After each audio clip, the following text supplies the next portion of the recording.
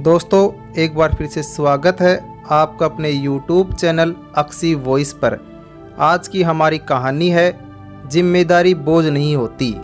बहुत पुरानी बात है कि किसी गांव में एक साधु रहते थे। दुनिया की मोह माया से दूर होकर जंगल में अपना जीवन व्यतीत कर रहे थे। सुबह शाम ईश्वर के गुण गाना और लोगों को अच्छे कर्मों का महत्व बताना, यही उनका काम था।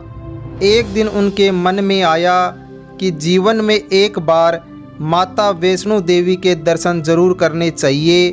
बस यही सोचकर साधु महाराज ने अगले दिन वैष्णो देवी जाने का विचार बना लिया।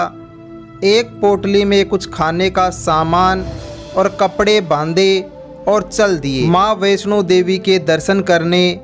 ऊंचे पर्वत पर विराजमान माता वैष्णो देवी के दर्शन के लिए काफ़ी चढ़ाई चढ़नी पड़ती है। वो साधु भी धीरे धीरे सर पे पोटली रखकर चढ़ाई चढ़ रहे थे। तभी उनकी नज़र एक लड़की पर पड़ी। उस लड़की ने अपनी पीठ पर एक लड़के को बिठाया हुआ था। वो लड़का विकलांग था और वो लड़की उसे कमर पर बैठाकर चढ़ाई चढ़ रही थी। साधु को ये सब देखकर उस लड़की पर बड़ी दया आई और वो बोले, बेटी थोड़ी देर रुककर बैठ जा, तू थक गई होगी, तूने इतना बोझ उठा रखा है। वो लड़की बोली, बाबा जी बोझ तो आपने अपने सर पर उठा रखा है, ये तो मेरा भाई है। चलते चलते साधु के पाँव ठिठक गए।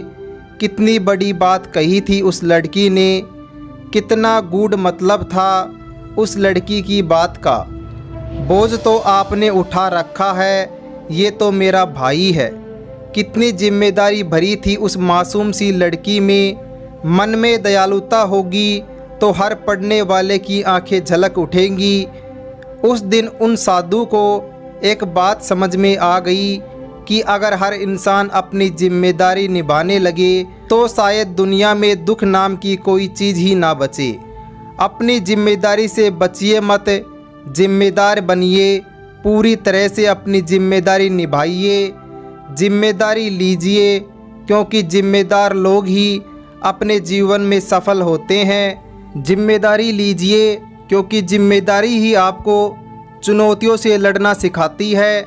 जिम्मेदारी लीजिए, क्योंकि रिश्ते निभाने के लिए ये बहुत ज़रूरी है। जिम्मेदारी लीजिए, क्योंकि जिम्मेदार लोग मरने के बाद भी याद किए जाते हैं। दोस्तों, मैं उम्मीद करता हूँ कि आपको हमारी आज की कहानी जिम्मेदारी बोझ नहीं होती बहुत पसंद आई होगी। ऐसी ही रोचक और मज़ेदार कहानियाँ और व्रत कथाएँ सुनने के लिए हमारे YouTube चैनल अक्सी वॉइस को सब्सक्राइब करें।